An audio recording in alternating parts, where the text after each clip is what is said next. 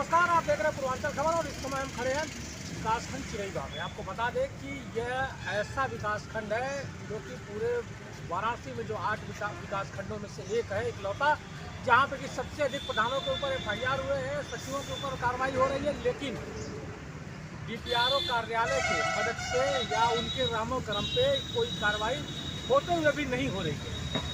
आपको बता दें कई ऐसे ग्राम सभा अभी भी हैं जहाँ की जाँच आज करीब 1 साल हो गया पेंडिंग पड़े हुए हैं, जांच में अभी तक कोई प्रोग्रेस नहीं हुई है।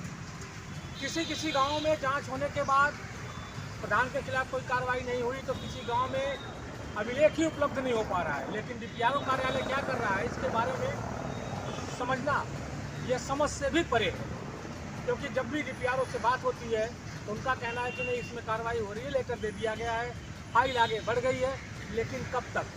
ऐसा ही एक ग्राम सभा है मुस्तफाबाद, जहाँ पे कि आज करीब 1 साल हो गया, जांच हो रही है, जांच हो रही है, जांच हो रही है। एक बार DC मनरेगा आए, उसके बाद उनका यहाँ से तबादला हो गया, अभी मामला जहाँ का तहाँ पड़ा हुआ है। जो शिकायत करता है शायद उनके चप्पल भी, कई चप्पल या जूते घिस चुके होंगे, उनका DPRO कार्यालय चक्कर लगाना, तो ब्लॉक पर चक्कर लगाना, अभिलेख चाहिए, अभिलेख के लिए चक्कर लगाना, लेकिन अभी तक इसमें कोई भी मुकम्मल कार्रवाई नहीं हो पाई है।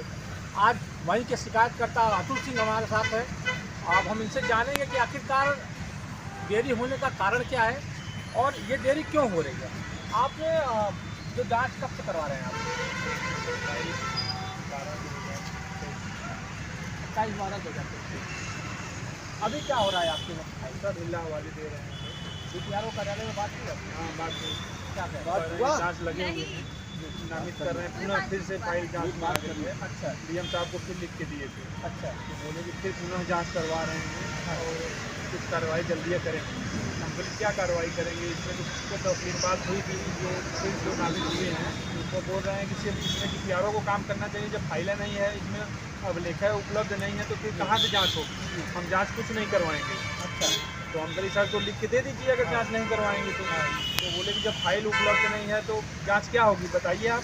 हम कहीं तब आप गमन लिख के दीजिए, जब मौके पे काम हुआ ही नहीं है तो आपकी फाइल बनेगी कहाँ से। तो कहने कि आपको जो समझ में आए वो करे, लेकिन जांच और कुछ नहीं होगी, फालतू आप लोग दिमाग लगा रहे हैं। तो अभी जो नए जांच अधिकारी कौन है? नए जाँच अधिकारी पंडित जी हैं। DC मनरेगा ही है? नहीं, हाँ, किसी मनरेगा तो जाँच किसी और किसको मिला है ना, एक लोग विनोद राम त्रिपाठी जी को मिला है काम। अच्छा, क्या ये DC मनरेगा ही है? जी जी। तो आपने देखा कि जो शिकायत करता है उनका कहना है कि बस इनको ये कहा जा रहा है जांच हो रही है, जांच हो रही है, दोबारा से जांच होगी, लेकिन अभिलेख नहीं उपलब्ध है तो जांच कैसे होगी। अभी जिस अधिकारी के पास ये जांच गया है वो उन्होंने साफ स्पष्ट तौर पर इनसे कह दिया कि कोई जाँच मैं नहीं करूँगा, क्योंकि मौके पर कोई अभिलेख ही उपलब्ध नहीं है। आपको हम और भी गाँवों की स्थिति बता दें, कई गाँव ऐसे हैं जहाँ पे कि प्रधान को, सचिव को बचाने के लिए एक नहीं 3-3 बार जांच कराई जा रही है। कई गांव ऐसे हैं जहाँ पे कि FIR होने के बाद भी DPRO द्वारा कहा जाता है कि इसमें डायरेक्शन हमें लेना पड़ेगा, लखनऊ से डायरेक्शन आने के बाद इसमें जाँच कराई जाएगी, जबकि उसमें माननीय हाईकोर्ट का आदेश है कि अगर DM चाहे तो इसको दोबारा जाँच करवा सकते हैं। लेकिन सबसे बड़ा सवाल ये है कि DM ही हर जांच को करवाने की स्वीकृति DM के द्वारा ही दिया जाता है।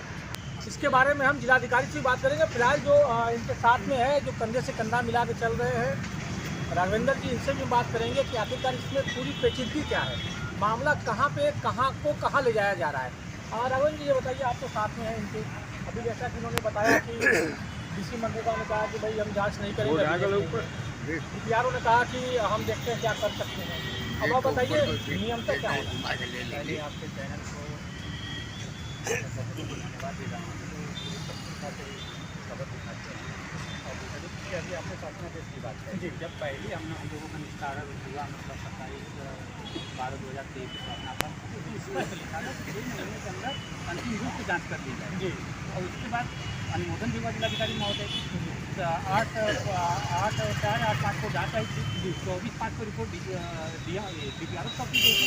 अब फिर उसके द्वारा कुछ जो भी हमने आरोप लगाया तो उसमें सत्य साबित हुआ ना, उनके पास एक अभिलेख है, उन्हें मौके पर एक कागज, चाहे कुछ भी हो, एक चीज़ भी नहीं। और दूसरी चीज़ जो जाँच अच्छा पकड़ौली है, उसमें जैसे सोखता की बात कर लीजिए, सोखता मौके में जहाँ तक अच्छा उल्लेख नहीं किया गया। गंगा चौथरा की बात कर लीजिए, उसमें भी जहाँ तक अच्छा उल्लेख नहीं किया गया। और तीसरी चीज़ कि 8/31/12/2020 को 8,54,884 रुपये की भुगतान हुआ है, उसका भी जहाँ सक्षम उल्लेख नहीं किया गया। पूरा विकास जोन महकमा DPRO हो, जांच अधिकारी हो DPRO, जांच अधिकारी DC मरेगा, जांच अधिकारी DC मरेगा, CDO DPRO CDO की फाइल उसी के यहाँ तीनों के यहाँ रंग कर रही है। ये DM के यहाँ रिपोर्ट बना के देंगे। क्या ये पूरा भ्रष्टाचारियों के ऊपर जिला पंचायत राज अधिकारी की कृपा है? आपके चैनल के माध्यम से आखिर आप ऐसा क्यों साथ जिसकी शक्तियाँ उड़ा रहे हैं? क्या आपको भ्रष्टाचारियों से लगाव है या बहुत ज़्यादा प्रेम है? इस पर तो पूरा मतलब इस पर अधिकारी 6 महीने के अंदर जाँच करके पूरी उत्तर प्रदेश शासन निदेशालय को सौंप करेंगे। आज तक किए क्या इस काम में? अभी जैसे हुआ पत्रावली नहीं है, ये पत्रावली कहाँ से रहेगी? जब मौके पर जब काम नहीं होगा तो कहाँ से होगा पत्रावली?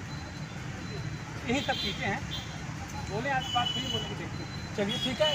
आपको एक बात और हम बता दें जानकारी के लिए कि जिस समय पूरे वाराणसी के सभी विकास खंडों के सभी ग्राम सभाओं में ऑनलाइन पेमेंट की व्यवस्था हो गई थी, उस समय सिर्फ और सिर्फ एक इकलौता मुस्तफाबाद ऐसा गाँव था जहाँ पे कि चेक के द्वारा पेमेंट की जा रही थी।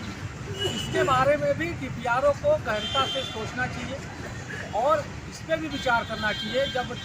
जब सभी विकास खंडों के सभी ग्राम सभाओं की पेमेंट जो है सिस्टम वो ऑनलाइन थे, तो सिर्फ और सिर्फ इतनी बड़ी कृपा DPRO आपकी कार्यालय की क्यों थी कि सिर्फ मुस्तफाबाद का जो भी पेमेंट जाता था वो चेक के द्वारा जाता था? जी बता। सबसे बड़ी चीज़ कि जब इसमें हम लोग दोबारा DM साहब को अपील किए, मतलब 1 अगस्त 2024 को, तो उसमें 30 अगस्त को रिपोर्ट आती थी जाँच आख्या प्राप्त नहीं है। अच्छा। जो कि 24/5/2024 में DPRO को DC मरेगा जाँच आख्या सौंप दी गई। अपर DPRO द्वारा कहा गया कि इसमें जाँच आख्या उपलब्ध हुई। सीधे हमें भ्रष्टाचारियों को बचाने की कोशिश की जा रही है।